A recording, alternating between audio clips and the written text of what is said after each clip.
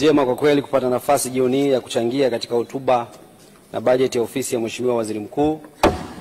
Na wenzangu wengi hapa wameshachangia mambo mengi makubwa kudhihirisha kwamba serikali ya Chama cha Mapinduzi iko kazini na inaendelea kufanya kazi. Mheshimiwa Mwenyekiti, huko nje naona kuna baadhi ya watu wachache wanafikiri wabunge wa CCM kazi yao ni kusifia. Lakini tunasifia kutokana na yaliyotokea na kutendeka. Wabunge tuna akili timamu, na kama sisi ni waongo ina maana wananchi wetu watatuhukumu. Mimi nasifia hapa kwamba serikali imefanya mambo makubwa na Dr. Samia Suluhu Hassan amefanya mambo makubwa na nitayataja. Kama nasema uongo wananchi kule watajua kwamba huyu mbunge amesema jambo hili lipo hapa sasa alipo. Kwa hiyo tunataka kuwapa moyo wananchi waendelee kutuelewa ambavyo tunavopongeza serikali yetu kwa sababu ni serikali ya Chama cha Mapinduzi iko madarakani chini ya Dr. Samia Suluhu Hassan na mawaziri wote, waziri mkuu na mawaziri wote wanaomsaidia, waheshimiwa wakuu wa mikoa na waheshimiwa wakuu wa wilaya. Sisi tulivyoomba 2020 kuchaguliwa kwa wabunge, ziko ajenda zilikuwa zinagusa jimbo letu la Kilombero na yalikuwa mambo makubwa yanayotugusa wananchi wote. Tunavyosema leo yamekamilika na kwamba changamoto Mheshimiwa Mwenyekiti lazima ziendelee tu mpaka mwisho wa dunia, sio? Lakini yale makubwa yamekamilika. Nikisema barabara ya lami Ifakara mpaka Kidatu mpaka Ifakara imekamilika, wananchi jimboni wanajua mbunge anasema kweli anasema uongo. Nikisema tumesha saini mkataba wa kujenga barabara Ifakara kwenda Ulanga, wameona kwenye vyombo vya habari tumesaini mkataba. Tukisema mkandarasi wa barabara ya Ifakara ya lami kutoka Ifakara kwenda Mlimba, wanajua mkandarasi iko site. Nikisema leo tangu wilaya ya Kilombero iumbwe, safari hii ya Mama Samia awamu hii ndio tumejenga hospitali ya wilaya. Wanaiona hospitali ya wilaya. Nikisema vituo vya afya viwili, tulikuwa na kituo cha afya kimoja miaka yote, tumejenga viwili wakati wa Dr. Samia Suluhu Hassan. Wanajua kituo cha afya cha Msola Station na kituo cha afya cha Mbasa. Tukisema umeme ulikuwa na changamoto za kukatika, waziri wa nishati amekuja, tumepewa karibu bilioni 25, tumejenga substation, umeme zaidi ya mwaka ukatiki. Wanaona substation iko Ifakara na umeme ukatiki. Mimi mbunge siwezi kusema kwamba umeme ukatika afu umeme unakatika, na mwaka huu ni mwaka wa hukumu Mwenyekiti. Kwa hiyo mbunge unazungumza hapa unazungumza jambo la ukweli. Tangu dunia iumbwe katika kipindi hiki cha miaka 5 tumejenga sekondari za level 12. Yaani mimi nimemzidi mpaka waziri Aweso sekondari. Nimeona waziri Aweso anamuomba Mheshimiwa Rais kule kata zake nyingine hazina sekondari. Mimi nishamaliza kata 19 sekondari za level na najenga nyingine za kurudia. Tumejenga sekondari za advance 5, tumejenga shule ya ufundi hizi za amali. Imekamilika na wanafunzi wameanza kusoma. Tuna mradi wa maji wa Kiburubutu bilioni 41 unajengwa Ifakara mjini kata 9 kuondoa changamoto ya maji.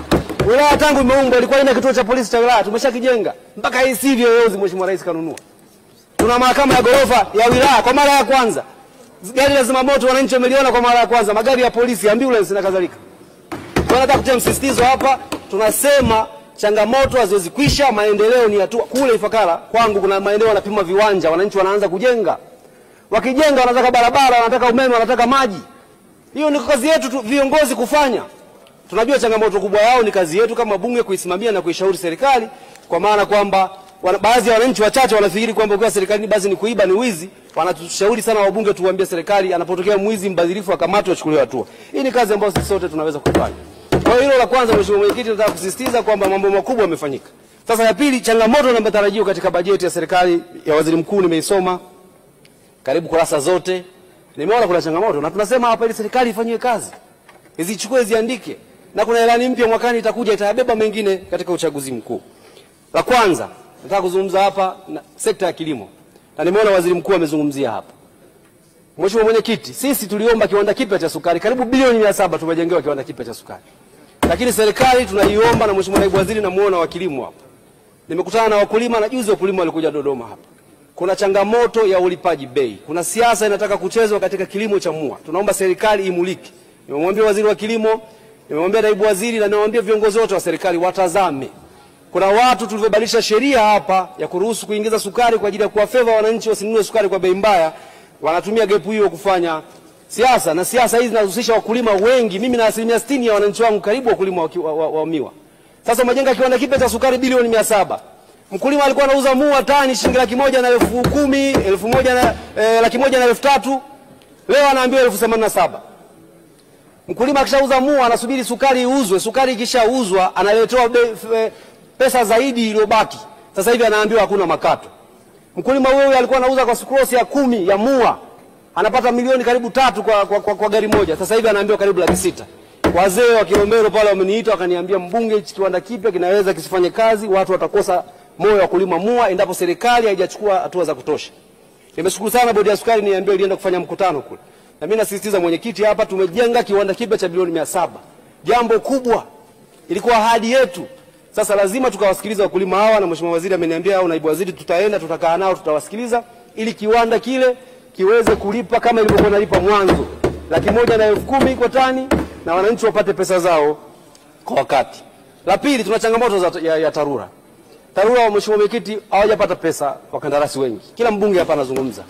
Mimi na imani sana na waziri wa TAMISEMI. Najua akija hapa atakuja na solution ya vituo vya afya vya kimkakati ambako sisi tunajenga kule Michenga na Lumemo kituo kimoja cha afya, lakini mheshimiwa waziri wa TAMISEMI atakuja na majibu kuhusu TARURA. Mimi nilikuwa jimboni jana, mheshimiwa mwenyekiti.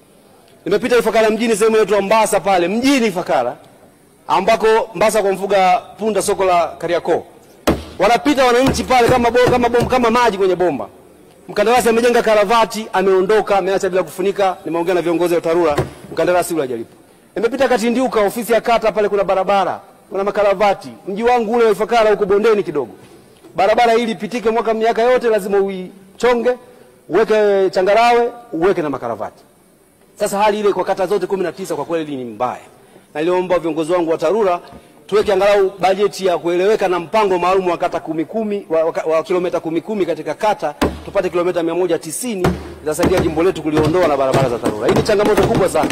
Pale Ifakara mjini, ukitoka Lumemo, ukivuka tu daraja la Lumemo pale, barabara ya TANROADS unaenda Mlimba, ina mashimo 4 makubwa, na jana nimemtumia Chief of TANROADS barabara hiyo na ameiona. Naiomba serikali yangu katika nishati.